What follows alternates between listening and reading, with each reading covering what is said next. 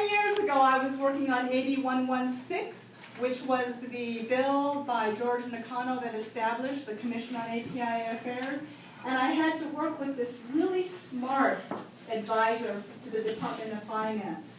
Lo and behold, this really smart China having more cojones and more heart and gut than I even could anticipate. Let's just give it up for Betty Yee, Board of Equalization. Thank you very much, Diane. Good morning, everyone. Thank you so much for coming together this morning on a very, very important measure on the ballot next week. And I want to first thank my colleagues in the legislature and in local elected offices who really care about this measure.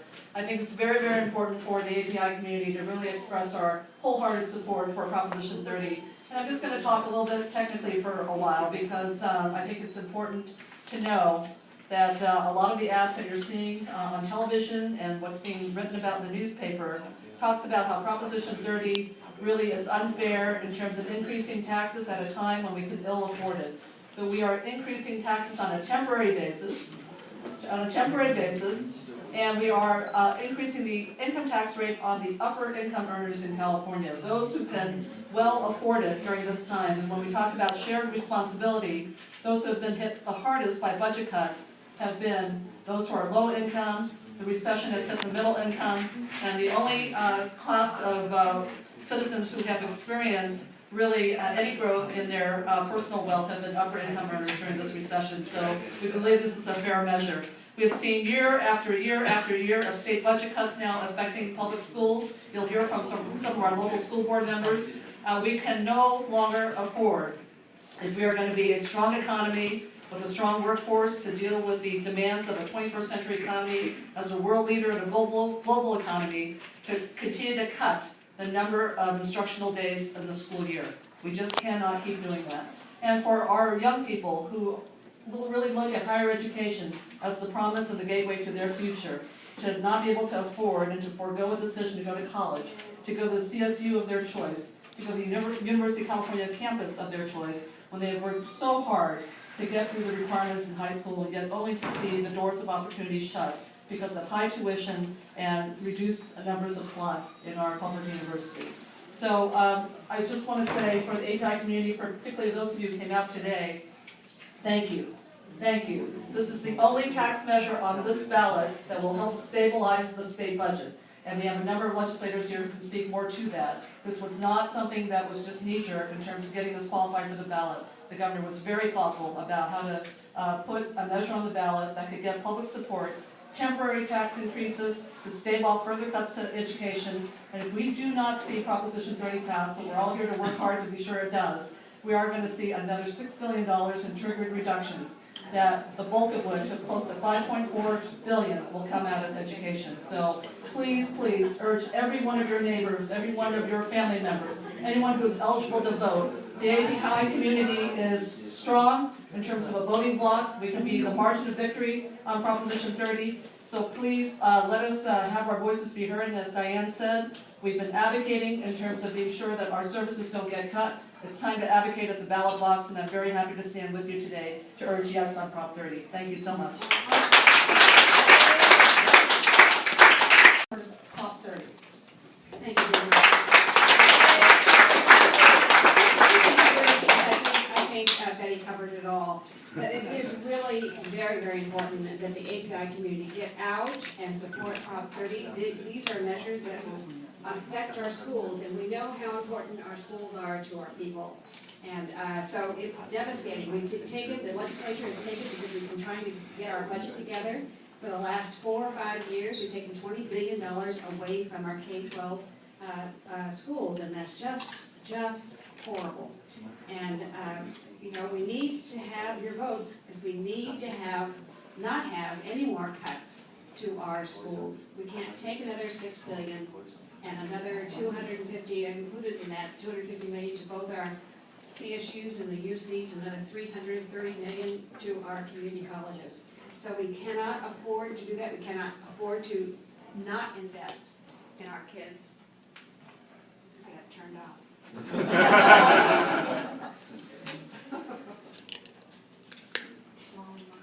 That's a, oh. snacks either. Right.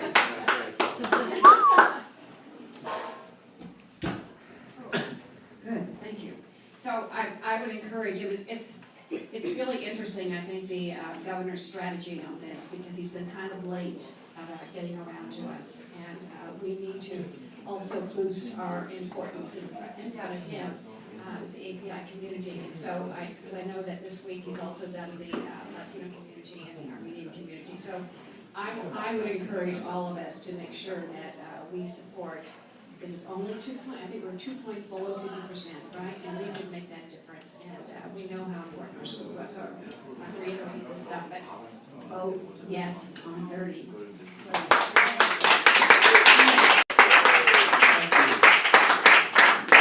Thank you all for coming, and I'm supporting Proposition 30, not only because it's the right thing to do, but because I have a conflict of interest. I have 2 kids in public school. I absolutely want our public schools to do well. And Proposition 30 not only funds K-12 education, but also funds higher education, will help restore cuts that we made to higher education. I know it's something that Sergeant Carol Liu cares deeply about. It also takes a view that government offers holistic services. So a kid's not going to learn if they have a toothache, or they can't see the blackboard, or they are afraid to walk home from school. And that's why Prop 30 also funds public safety realignment. And in states, we can't print our own money. We simply depend on revenues. If we don't get it, we will make more cuts. So in addition to the $20 billion that Senator Liu identified, we've made over $60 billion in cuts in non-education areas. And this past June, the legislature moved mountains to not cut education. Instead, we cut Healthy Families, a program that helped poor families and their children with health care. We cut welfare benefits in half. We affected the poor, the disabled, everybody else to hold education harmless. If Prop 30 doesn't pass, we have nowhere else to go. The trigger cuts will be implemented, and billions of dollars of cuts will go to education. And the API committee can prevent that. We now have a large amount of voters. We have enough voters to make the margin of difference. And so it's very important that the API committee get out to vote. If we do vote for Prop 30, we could prevent these cuts from happening. And again, I'm very honored to be here with all of you. I look forward to getting Prop 30 passed. From the API Legislative Caucus, if there's anybody who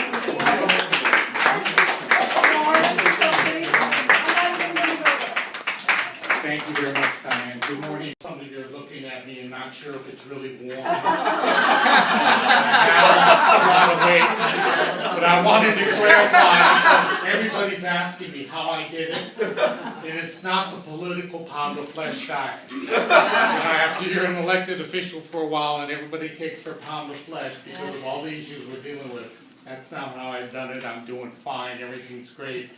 But particularly feel great to be able to stand here with my colleagues from the caucus and Betty and others, local elected officials, but more importantly, community activists, and I know so many of you from over the years and all the battles we fought together.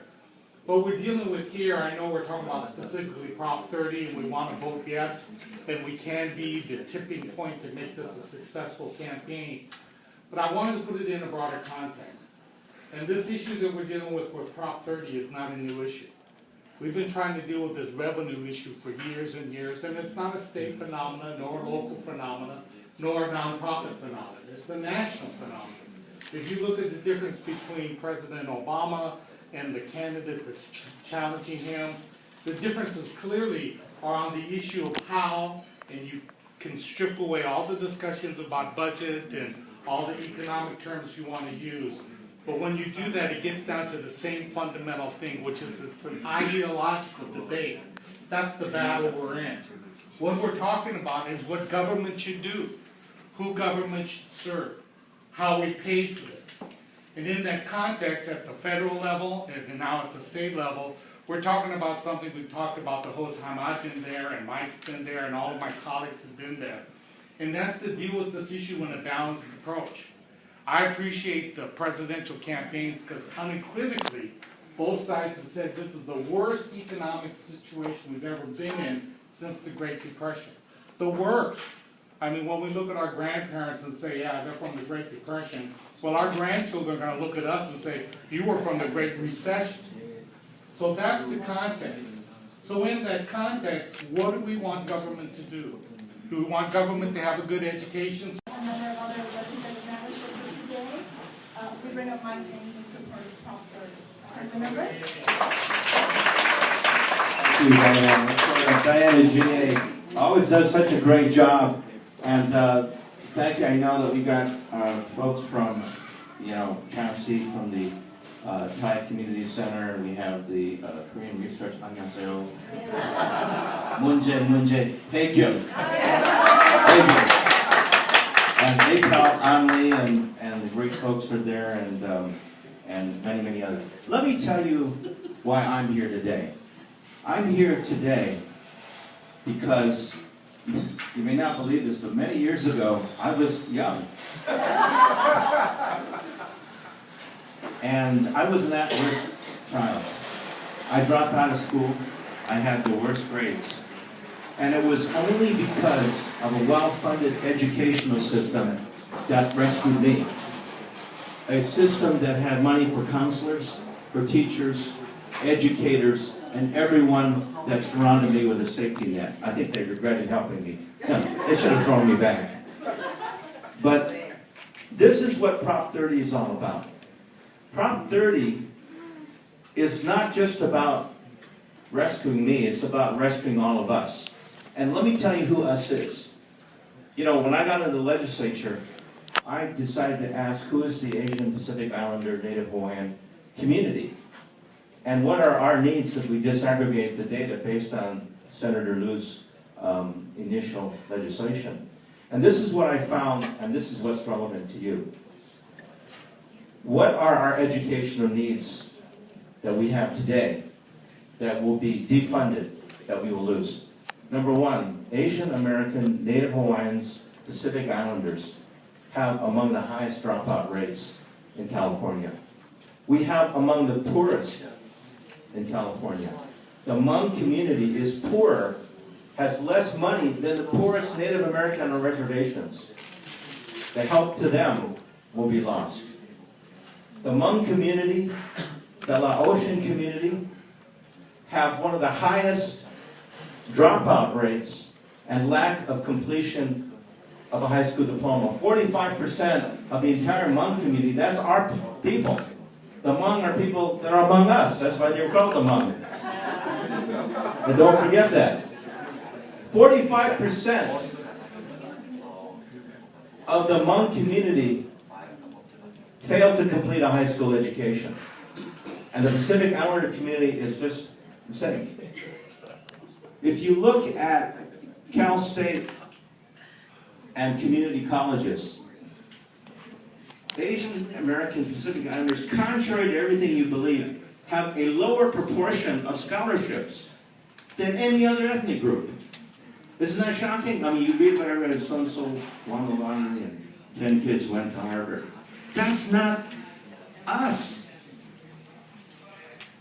In the community colleges, the Asian American Pacific With Korean resources. He's also translating for his community today. So he's wearing like 5 hats. And he provided all the Korean language material. DJ, please come up. And on a positive note, after DJ, we will take a few questions, but we need to do one more group shot because more media came towards the end. So if folks could please stick around just for another minute. Our senior leaders and our youth member, they made this, so I feel like I have to carry this. Just like everybody said, this election is very important to me because I also have 2 kids in public high school. And then this election is important also for 6 million other kids in K-12 in California.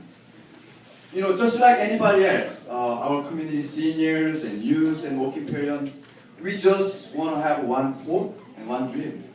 Very simple. We want to make sure that our kids, they get education. And they deserve better than that, right? And they can also pay for colleges, so they can learn and they become a teacher, social worker, doctor, so they can contribute back to our community. That's simple hope. That's a simple dream we all have. But the reality is such a severe, it's very tragic. Can't believe it's happening right now in California.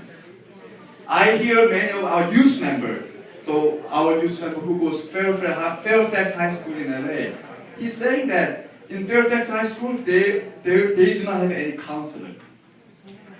And I met one college student in the summer. His community college in LA, they canceled all summer school, so he couldn't even take the summer school. And I see many our college members, they drop out or they take semester off because they cannot pay for $2,000 more increased tuition. That's a problem. That's not California. That's not the dream that we have. But this election, we have a choice. We have a choice to make. And this election is about children. This election is about our future. Very clear, very crystal clear. And we have to make a very important choice next Tuesday. I just want to also share one thing. Past 2 months, our senior leader, our youth, more than 120 members, they've been calling 46,000 Korean Americans. 49,000 now. 49,000 as of yesterday. And among them, we talked to 9,000 Korean Americans. 84% of our community members, they support Prop 30. And as you know, yesterday, Philpoll, they announced the latest survey saying that Korean Americans support Prop 30, 59%. This is the largest support among the different ethnic community. I think that's happening because our seniors, our children, parents, they care about very simple thing, our kids. So last night, I was doing a phone banking and I met one high school student. His name is Ryan. He goes to high school in Brea. He was telling me, actually, there was a moment, he was talking to the boarder and he was having a hard time. I think boarder was calling, hey, why are you calling me? It's 8 p.m., you gotta go to bed, and I'm busy. Why don't you vote? I'm gonna vote my way. And I heard him saying that, ma'am, I really vote this election, but I can't. I'm not 18 years old. But this election is very important. It's my education. That's why I'm calling you. So you can vote for me, because I can. I think that was very clear. But he was telling me, the high school he goes in Brea, they do not have any library because of budget cut. So that's the reality. That's the reality. But we have a choice. Next Tuesday, this election is about children, our future. You have a choice to vote for our children who cannot vote. Thank you.